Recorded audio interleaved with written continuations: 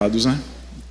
E o título é justamente esse, né? O tema é a prática de confissão de pecados, lavando a alma diante do Senhor, né? E pela providência, quando o pastor Edward iniciou aqui esse momento, para quem estava aqui, os irmãos viram que o pastor leu o Salmo de número 51. O Salmo 51 e o Salmo 32, quando a gente olha para a Escritura, são os salmos da alegria diante do perdão dos pecados, né? Então, se de fato a ideia da nossa conversa agora de manhã é falar sobre lavar a alma mesmo diante de Deus, confessando os nossos pecados, qualquer um desses dois salmos poderia ser muito bem utilizado com esse fim, né? Como o pastor Edward leu o Salmo 51, pela providência o Senhor me guiou para estudar com os irmãos aqui o Salmo 32.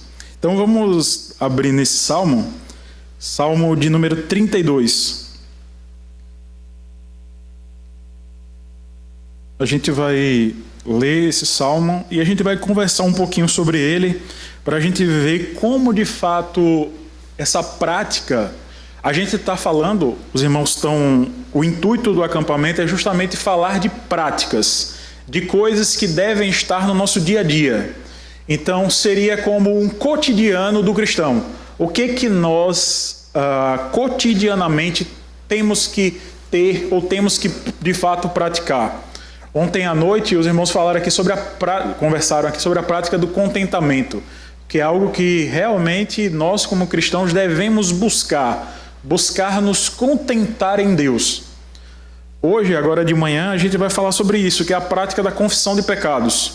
E ver como isso deve, de fato, fazer parte da nossa vida cotidiana. Então, não é achar que a confissão de pecados, assim como o contentamento, é uma escolha para o cristão. Ela deve ser algo que deve encarnar, de fato, já deve se entranhar com você, para que você tenha uma piedade melhor, ou seja, progredir em santidade, progredir em piedade cristã. Vamos ler então, meus irmãos, esse salmo, Salmo de número 32. Salmo de Davi, salmo didático. Bem-aventurado aquele cuja iniquidade é perdoada, cujo pecado é coberto. Bem-aventurado o homem a quem o Senhor não atribui iniquidade, e em cujo espírito não há dolo. Enquanto calei os meus pecados, envelheceram os meus ossos pelos meus constantes gemidos todo o dia. Porque a tua mão pesava dia e noite sobre mim, e o meu vigor se tornou em sequidão de estio. Confessei-te o meu pecado, e a minha iniquidade não mais ocultei. Disse: confessarei ao Senhor as minhas transgressões, e tu perdoaste a iniquidade do meu pecado. Sendo assim, todo homem piedoso te fará súplicas em tempo de poder encontrar-te. Com efeito, quando transbordarem muitas águas, não o atingirão. Tu és o meu esconderijo, tu me preservas da tribulação, e me cercas de alegres cantos de livramento. Instruir-te-ei, e te ensinarei o caminho que deves seguir, e, sob as minhas vistas, te darei conselho. Não sejais como o cavalo ou a mula, sem entendimento, os quais com freios e cabrestos são dominados. De outra sorte, não te obedecem. Muito sofrimento terá de curtir o ímpio, mas o que confia no Senhor, a misericórdia o assistirá. Alegrai-vos no Senhor e regozijai-vos, ó justos. Exultai, vós todos, que sois retos de coração. Senhor nosso Deus, nós nos colocamos, Senhor, perante Ti agora, conhecedores, Senhor, sabedores das nossas limitações, das nossas fraquezas, de como, Senhor, somos inclinados a constantemente esquecer que somos pecadores.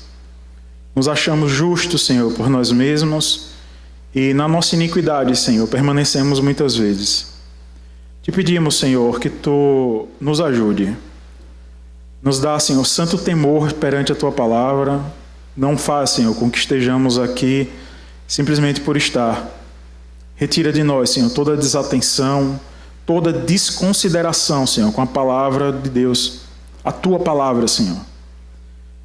Nos ajuda a entender, Senhor, que Tu és Senhor e nós somos servos.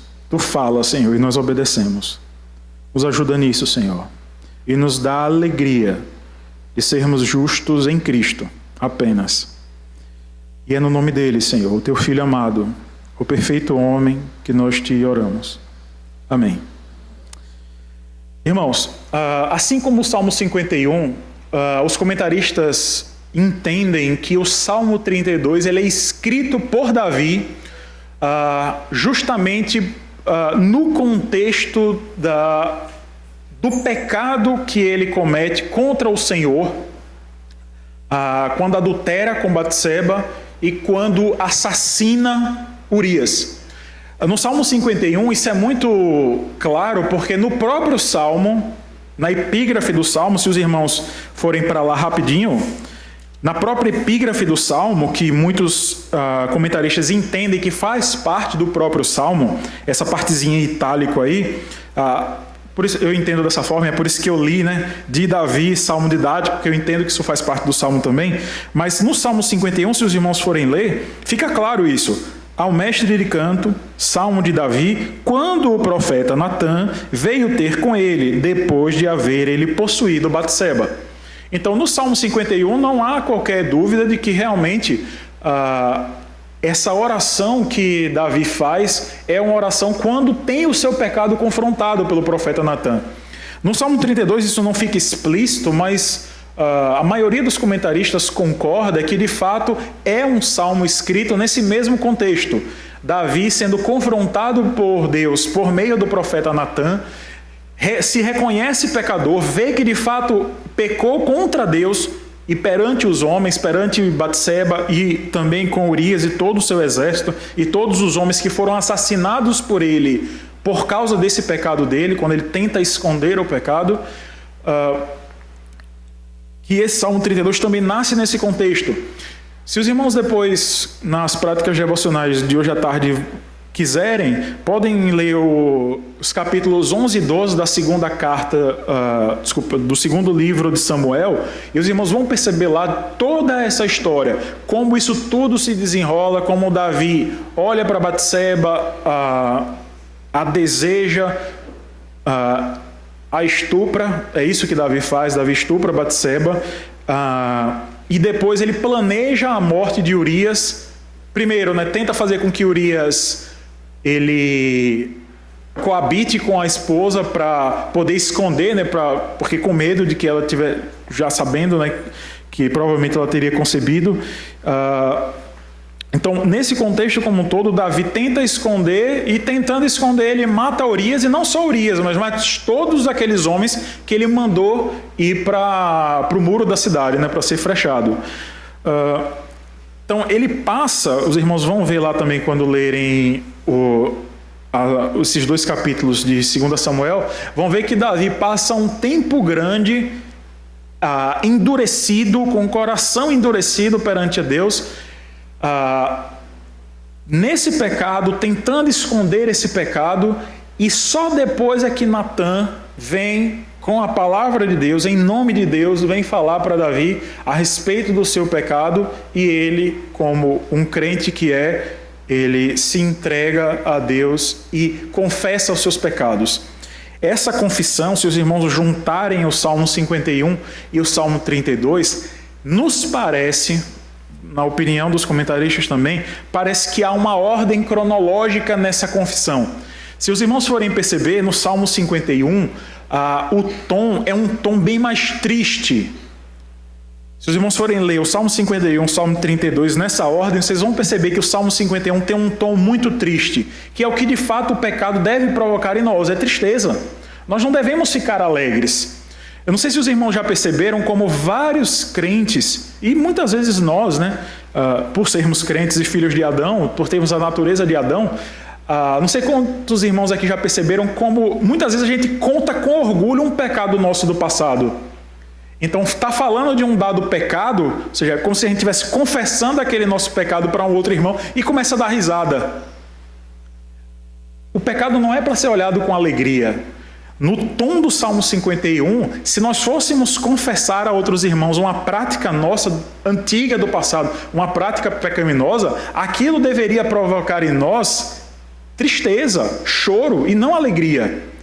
Então, esse é o primeiro tom do Salmo 51. É um tom de tristeza diante do pecado. O Davi vai mostrar muito claramente como isso provocava nele dores. Durante todo esse tempo que Davi ficou sem confessar os seus pecados, o que aconteceu nada mais foi de peso, de dor nele. Os irmãos podem perceber isso justamente aí no versículo 3 do Salmo 32. Enquanto eu calei os meus pecados, envelheceram os meus ossos pelos meus constantes gemidos todo dia. E não há outro motivo, irmãos, para a tristeza, para a dor diante do pecado, que não o próprio Deus. Deus se importa conosco. Então, o primeiro ponto que eu queria destacar aqui com os irmãos é que não confessar os seus pecados, pode ter certeza, vai provocar em você, se você for um crente, na linguagem do Salmo 32, vai provocar em você tristeza. Pecado, para um cristão, não deve provocar outra coisa que não tristeza. Davi permaneceu esses 11 meses sem confessar o seu pecado, pecando e tentando esconder o seu pecado, mas o que ele sentia quando ele olha para trás é dor. E dor por quê? O versículo 4 nos diz: porque a tua mão pesava dia e noite sobre mim, e o meu vigor se tornou em sequidão. Então, tudo aquilo, aquela pujança que Davi tinha por ser um rei, por ser um guerreiro, tudo aquilo acaba. Por quê? Porque durante aquele tempo, Deus estava pesando a mão.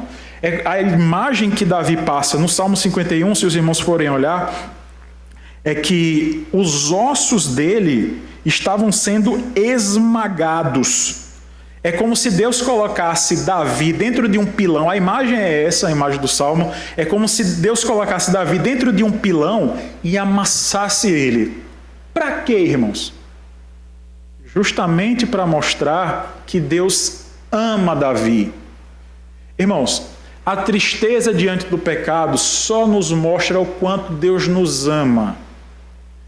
Não há outra explicação quando a gente olha para o todo da Escritura que, se você está triste por causa de um pecado que você cometeu, não há outra razão. Deus ama você. E por isso, Ele lhe amassa e é por isso que Ele esmaga os seus ossos. Muitas vezes a gente pensa que por estar sofrendo as consequências de um dado pecado, pode passar pela nossa cabeça que Deus não nos ama. É pelo contrário, irmãos. É justamente porque Ele nos ama que Ele amassa você. Quer ver que é? Vamos olhar lá para o capítulo 12 da carta aos Hebreus. Hebreus, capítulo de número 12.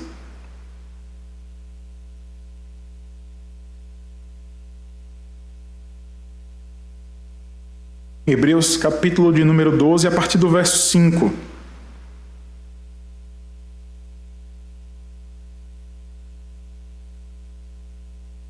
Hebreus, capítulo 12, verso de número 5.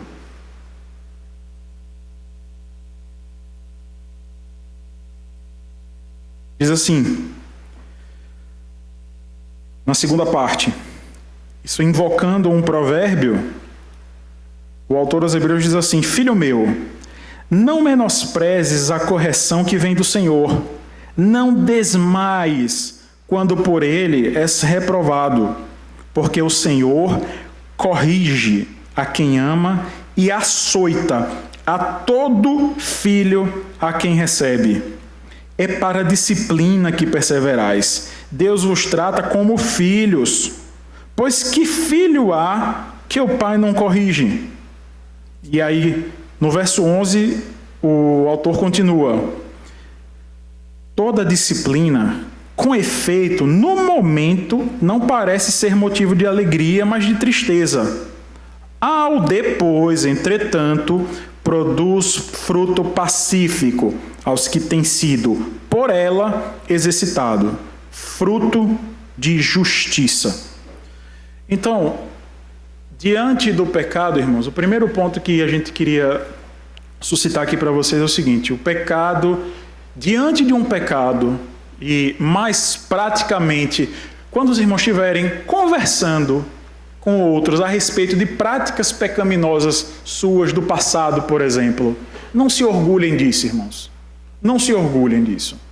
É recorrente. Quando muitas vezes eu estou conversando com meu irmão, né, a respeito das coisas que a gente fazia no passado, é um exercício muito grande de policiamento, porque é natural eu e meu irmão a gente lembrar das coisas que a gente fazia, a gente começar a gaitar. Aí eu falo: Quinho, velho, a maioria aqui conhece meu irmão, né? Eu falei: Quinho, vamos parar com isso, velho. A gente não tem que se orgulhar disso não, bicho. A gente tem que se entristecer por toda essa tristeza que a gente provocava para nossa mãe. Isso não deve ser motivo de alegria, irmãos.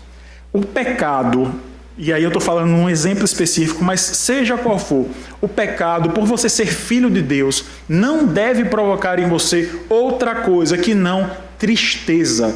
Isso tem que amassar os seus ossos.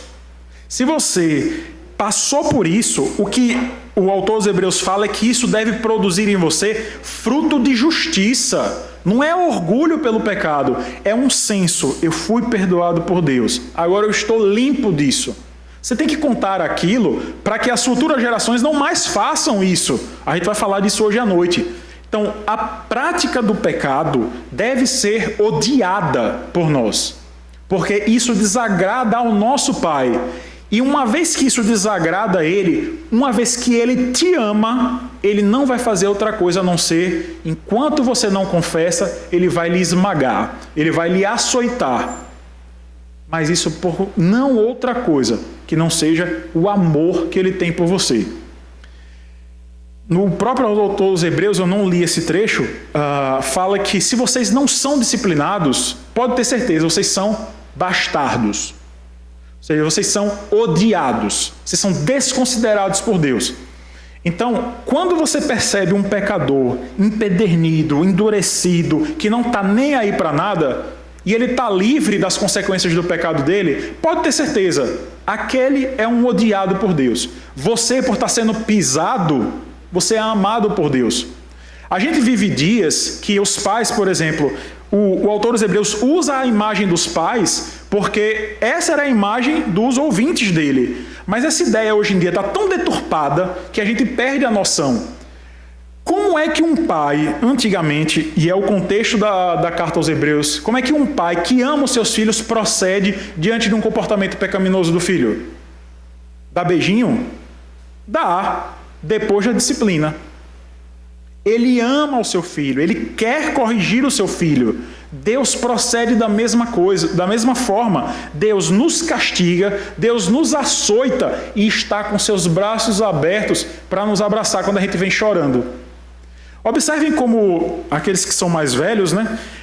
Observem como acontecia isso. Meu sogro conta uma história muito fascinante de como ele era prática com a avó dele. Ele foi criado pela avó. E ele falava: a velha maroca era retada. Ela sentava o couro na gente, mas assim que a gente terminava de chorar, a gente vinha para a barra da saia dela. Porque eles sabiam que era ali que eles teriam consolo para a própria disciplina que sofreram. Não deve ser diferente conosco, irmãos. Nós somos disciplinados por Deus, somos amassados, somos esmagados por Ele. E o que Ele manda no final? Corram para os pés do meu filho para pedir perdão. E é só aqui que vocês vão ter consolo. Então, primeiro ponto, irmãos. Pecado em cada um de nós tem que produzir tristeza. Tem que produzir tristeza. É o primeiro passo.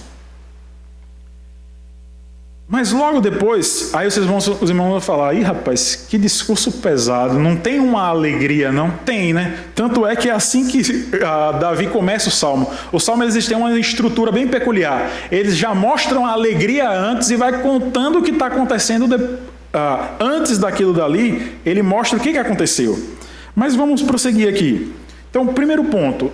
diante do pecado, não se orgulhe, não sinta alegria nisso. O pecado tem que provocar em vocês tristeza. Mas diante dessa tristeza, não permaneçam inertes. Observem qual é a atitude de Davi quando ele sente que os ossos dele estão sendo esmagados por Deus porque ele está em pecado. Versículo 5. Confessei-te o meu pecado e a minha iniquidade não mais ocultei. E observem esse disse. A expressão que é utilizada aqui por Davi é como se ele batesse o pé no chão e tomasse uma decisão. Eu disse para mim mesmo, eu disse para minha alma, eu vou fazer isso. É como se até então Davi estivesse meio mole, meio molengo com o que fazer. Então o que eu faço? Eu confesso, eu não confesso? Ele bate o pé e toma uma decisão. Que decisão é essa que Davi toma? Preste atenção, irmãos. Disse: confessarei ao Senhor as minhas transgressões. Essa deve ser uma atitude de todo cristão. Quando você, irmãos, é convencido pelo Santo Espírito que você está em pecado, seja porque você leu a Escritura, seja porque alguém que ama você está sendo usado por Deus para lhe admoestar, para lhe exortar, diante desse amor de Deus sendo manifestado para você, o que você deve fazer? Qual é a decisão que você deve tomar? Esse é o segundo ponto. Você não deve parar na tristeza. Os filhos de Deus se entristecem com o pecado? Sim, mas eles não ficam inertes, eles não param aí, eles tomam uma decisão. E é isso que Davi fala: eu disse para mim mesmo, eu disse para minha alma, vou confessar os meus pecados. Esse deve ser o comportamento. Então, se você sabe que você está em pecado, não tem um filho de Deus que esteja em pecado e não perceba o Santo Espírito dando pistas de que ele está em pecado, porque aquilo começa a doer nele mesmo. Ele começa a ficar incomodado com o seu comportamento. Ele faz e fica triste. Ele repete e aquilo machuca de novo. Só que muitas vezes ele está embrutecido. Observe qual é a linguagem que Davi utiliza.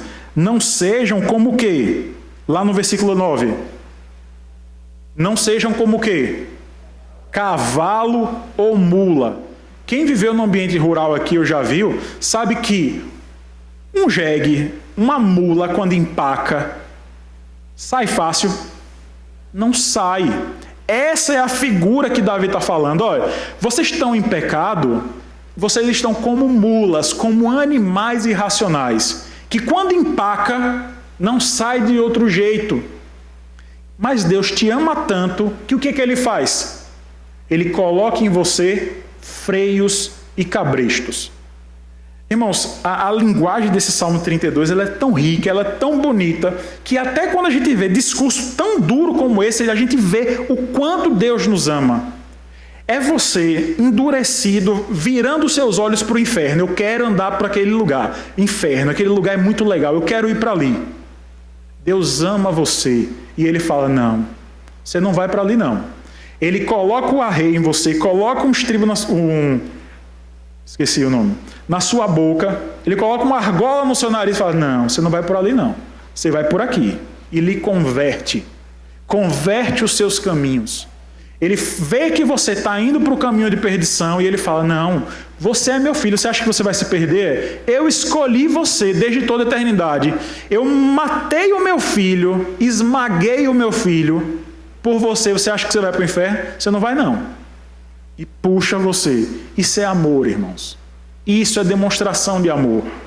Então, por mais que você esteja endurecido, com o coração empedernido por causa de um pecado bruto, como um jegue, o Senhor vai puxar você. Mas observe uma coisa: quanto mais duro e quanto mais o pescoço você endurecer, mais vai doer. Por isso que o pecado não vem desacompanhado da dor. Enquanto você está em pecado, aquilo lhe machuca no seu íntimo. Quando Deus começa a mudar o caminho, aquilo dói também.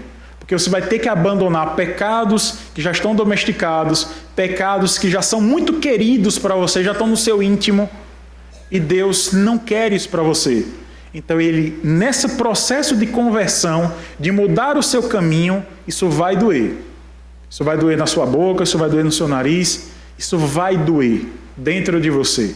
Porque você quer ir para um caminho de perdição, mas o Senhor não quer isso para você, porque Ele te ama.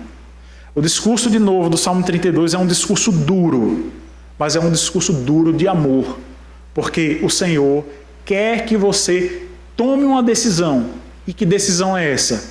Confesse os seus caminhos, confesse os seus pecados e mude os seus caminhos. E observe como aqui, irmãos, o tom do Salmo, ele começa a mudar.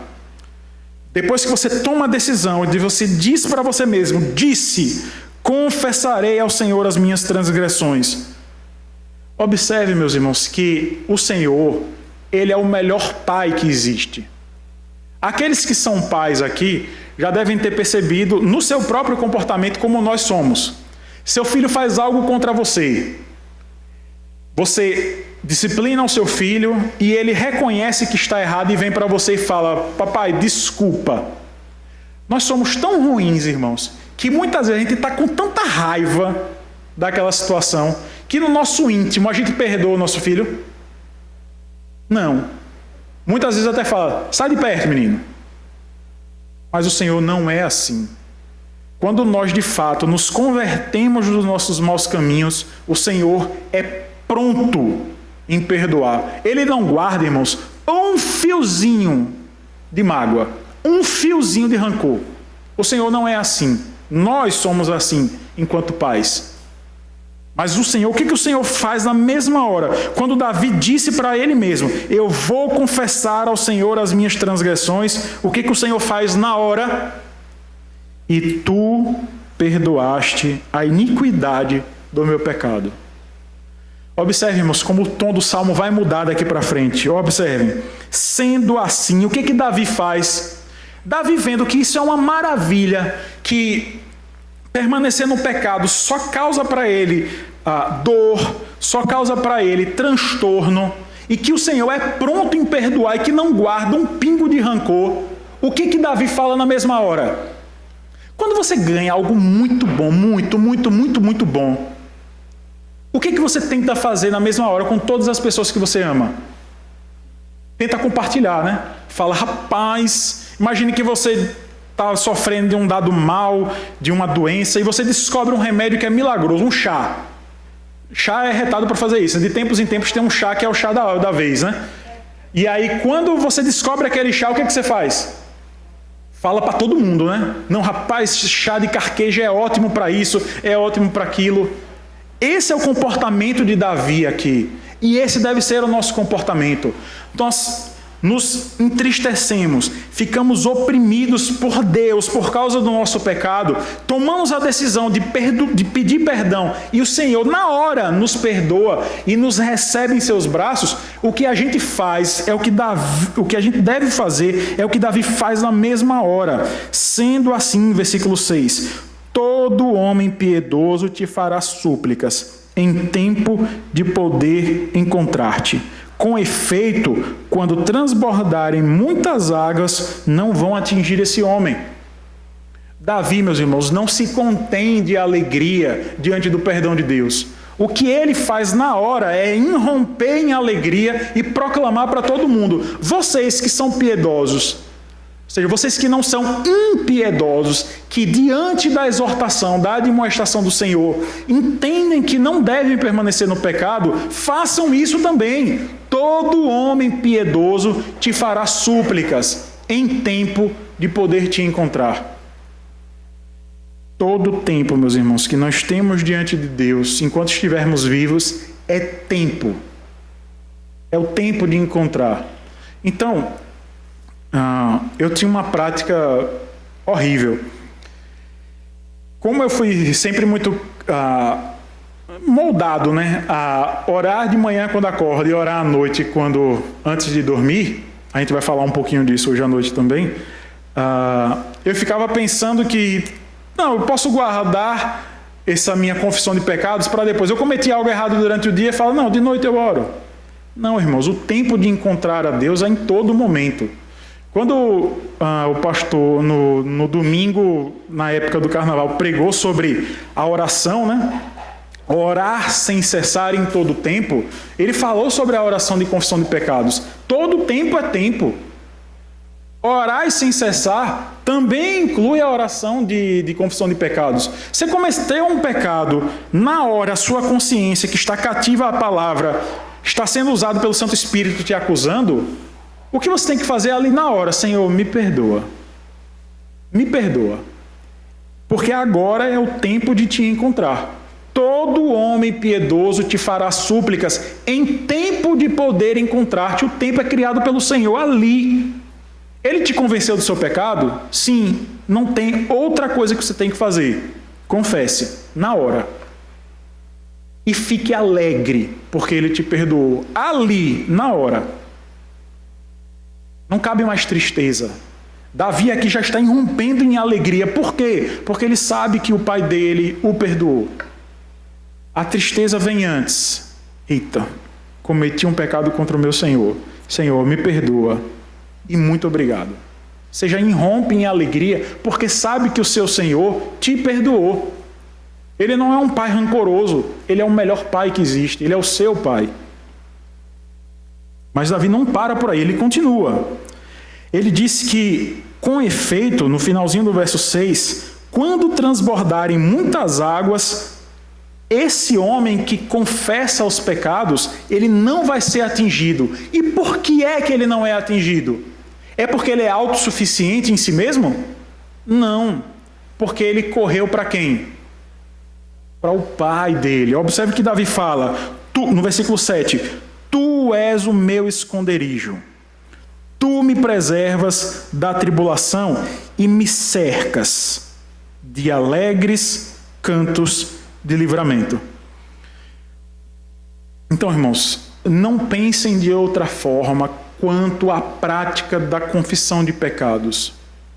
O pecado deve provocar, sim, em você tristeza, porque isso só vai demonstrar que você é habitado pelo Santo Espírito. Mas, diante do seu pecado, seja pronto em pedir perdão. Não seja como um cavalo ou uma mula que empaca e não quer obedecer ao seu Senhor, porque Ele te ama. E Ele te ama tanto que Ele vai te puxar com freio e cabresto, vai doer. Então é melhor vir na primeira chance que Ele te der. Mas descanse. Descanse no fato de que se você não estiver pronto em pedir perdão, por meio da dor, Ele vai te puxar. Observe que o amor e a dor, a gente tem um jargão muito... a gente fala, né? Fulano de tal não vem pelo amor, vai vir pela dor. Todo pecado tem que provocar dor. Então não existe isso de amor e dor. Toda a conduta do Senhor para com o filho dele que está em pecado vai provocar, sim, dor, porque ele está pecando contra Deus. Isso ofende a santidade de Deus, então deve ofender a nós também. E quando nós, empedernidos, endurecidos, permanecemos no pecado, aquilo sim vai nos provocar maior dor. Mas isso não vem desacompanhado do quê? Do amor de Deus. Então a gente pode até falar, se você não vem pela demonstração maior de dor, ou menor de dor, você pode vir pela maior de dor. Mas isso nunca vem desacompanhado do amor de Deus. Deus nos ama, irmãos. Então mesmo quando nós mudamos o nosso comportamento rápido, orando e pedindo a Ele perdão prontamente, orando sem cessar, ou mesmo se a gente passe 11 meses como Davi, pecando e permanecendo e não confessando os pecados, pode ter certeza, irmãos, porque Ele te ama, porque Ele é um Pai zeloso, Ele vai provocar a dor suficiente para que você se converta dos seus maus caminhos. Ele é amoroso e Ele vai fazer isso porque Ele zela pelo amor dEle. Ele é zeloso do seu amor para com seus filhos. Então, os filhos de Deus, eles não são abalados quando eles confessam seus pecados, porque Deus é o esconderijo deles. Mas Davi também continua. Pulando para o verso 10, Davi agora ele faz o arremate do Salmo, fazendo um contraste entre aqueles que claramente não são filhos de Deus, daqueles que são filhos de Deus.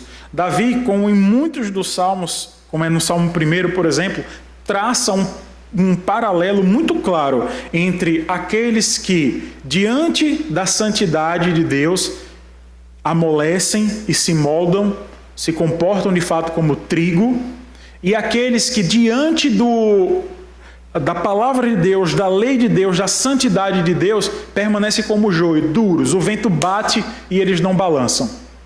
Eles, muito pior do que uma mula que o Senhor ama e vai trazer de volta, eles são soltos, eles são deixados à sua própria vontade. Então, o que o Senhor fala aqui é o seguinte, no versículo 10. Muito sofrimento terá de curtir o ímpio, mas o que confia no Senhor, a misericórdia o assistirá.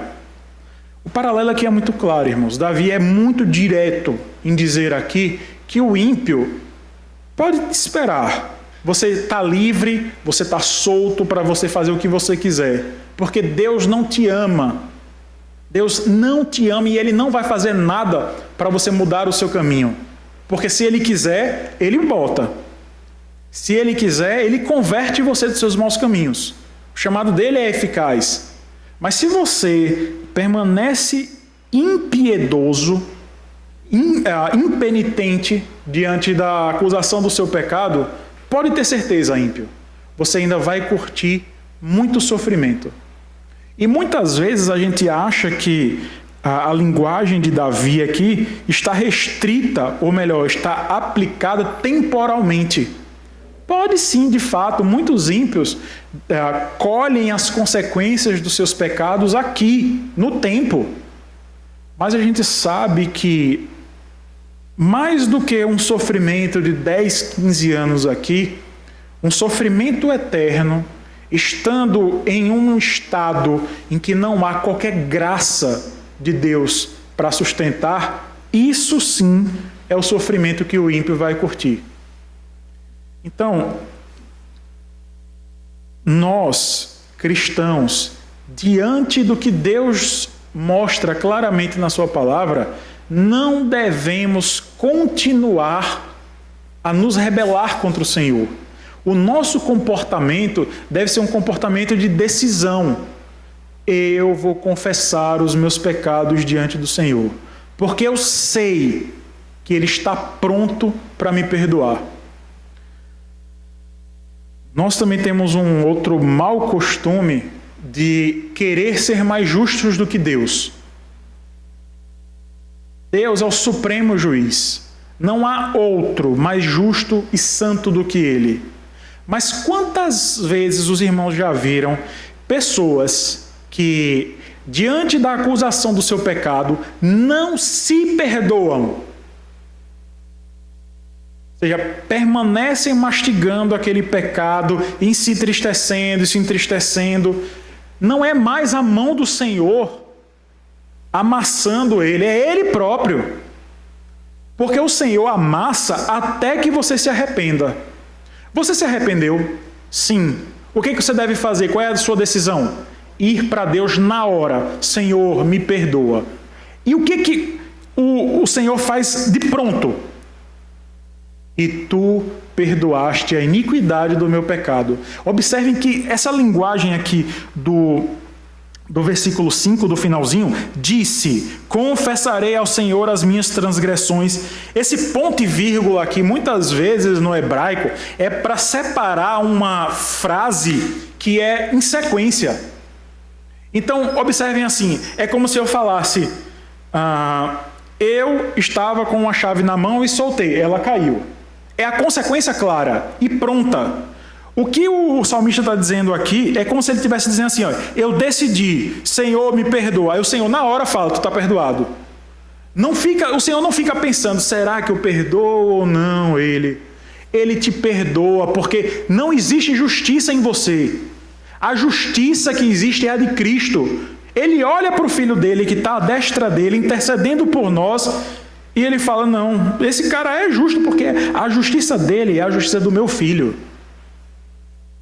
Por isso que ele nos perdoa de pronto. E é por isso que a gente pode confiar. E é por isso que nós nos alegramos por termos o perdão dos nossos pecados em Cristo. Então, irmãos, a prática da confissão do pecado não tem outra consequência que não, de fato, o lavar da alma. Confesse, irmãos. Você sabe que aquele seu comportamento afronta a lei de Deus. O Santo Espírito te convenceu disso por meio da palavra claramente, assim, enquanto você lê, ou algum irmão seu, ou mesmo um ministro que pregou e mostrou que você está em pecado, você viu que aquilo é pecado, de pronto, confesse, ali mesmo, Senhor, perdoa. E não fique remoendo. Não fique remoendo. Porque quando você fica remoendo o pecado, o que eu vou falar aqui agora é forte, você continua em pecado. Sabe por quê? Porque você está se colocando no lugar de Deus. Porque você está dizendo, Senhor, o Senhor não é tão justo não. Eu sou mais justo e eu acho que eu não mereço perdão. É isso que você está fazendo. Você está quebrando o primeiro mandamento. Você está tendo um outro Deus diante de si, que é você mesmo. Observe, meus irmãos, quanto ficar remoendo e remoendo e remoendo um pecado é muito grave. É um pecado muito grave. É idolatria. Ficar se espizinhando, porque você não... mas será que Deus vai me perdoar? Não, Ele é pronto, é isso que Davi está falando. Confessei-te o meu pecado, e tu me perdoaste. Você está arrependido? Estou. Confesse. Confessou. Não há outro modo de você viver daqui para frente que não seja alegria. Quer ver? Os Salmos, como eu falei, tem uma estrutura diferente. Ele já começa concluindo muitas vezes. Versos 1 e 2. Abençoado, alegre, feliz da vida, vive pulando, aquele cuja iniquidade é perdoada. É isso que significa bem-aventurado. Não é simplesmente um cara que é felizinho da vida. É um cara que fica sorrindo à toa. Essa é a ideia. É alguém que confessa os pecados e desarma. Todo aquele peso da mão de Deus que não é leve, todo aquele peso da mão de Deus que estava sobre você, não existe mais. Quem é que está tirando a mão? É você? Quem é que estava amassando? É Deus. Você acha que você pode tirar o peso dessa mão de cima de você sozinho? Você confessa, você fala, você implora pela justiça de Cristo. Senhor, olha para o teu filho, eu não tenho justiça em mim mesmo. É o próprio Senhor Jesus que fala assim, Pai, pode tirar a mão agora.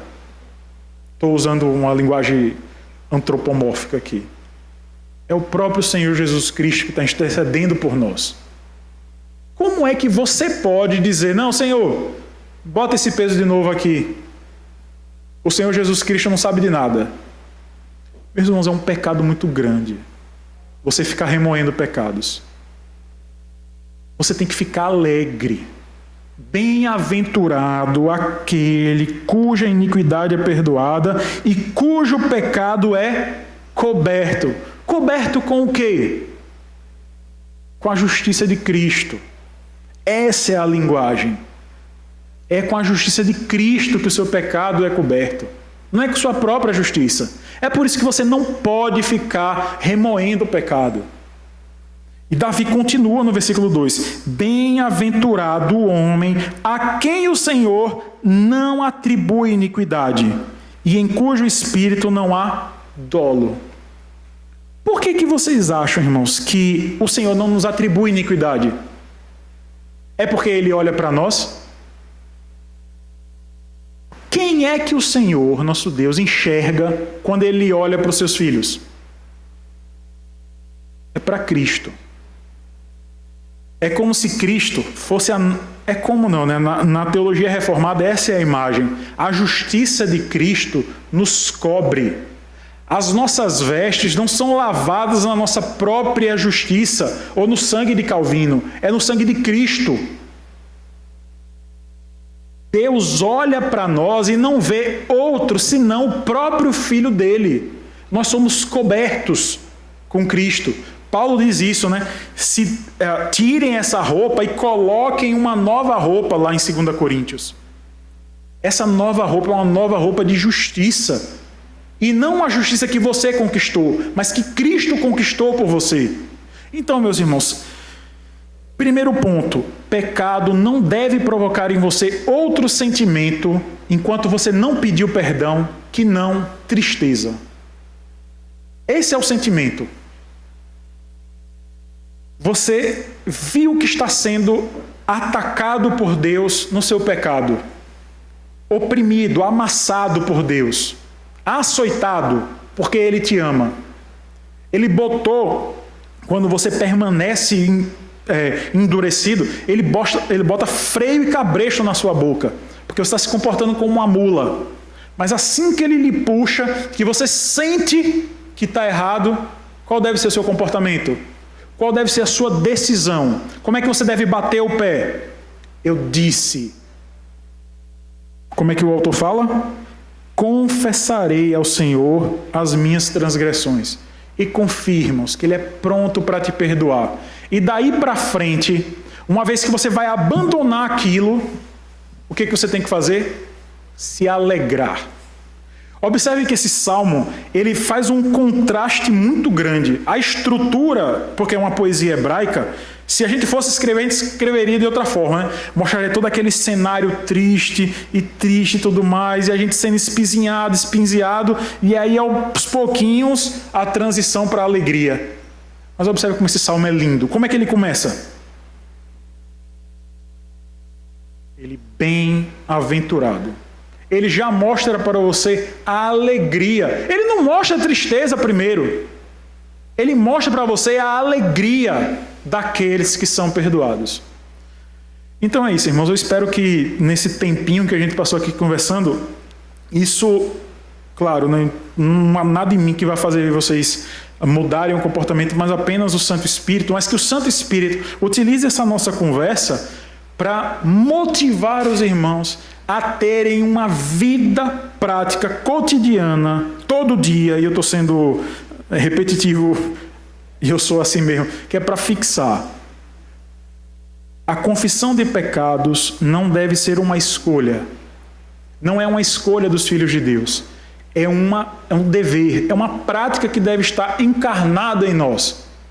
Não por qualquer outro motivo, porque os filhos de Deus são bem-aventurados, são alegres. E a alegria diante do pecado só vem quando nós confessamos e recebemos a justiça de Cristo. Que os irmãos passem a meditar e que o Senhor nos abençoe com isso.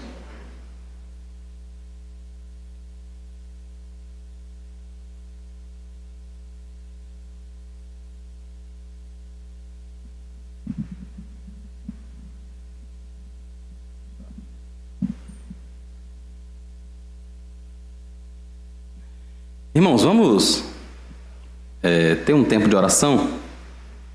Vamos pedir a Deus que tenha misericórdia de nós, que desperte em nós, né? Quando Marlon falava sobre a tristeza que é causada pelo pecado, eu estava ali pensando quantas vezes essa tristeza não existe, por estarmos distantes de Deus, né? Quantas vezes a gente peca e é como se aquilo fosse no automático, sabe? É natural fazer isso. A gente sequer se questiona, né? A gente possa pedir a Deus, tenha misericórdia de nós, que pelo seu Espírito, Ele realmente provoque a tristeza devida, que vai nos levar à confissão e à consequente absolvição, né? Ao consequente perdão do Senhor sobre as nossas vidas. Vamos ter um tempo, então, orando diante de Deus e confessando as nossas falhas e pedindo perdão ao Senhor.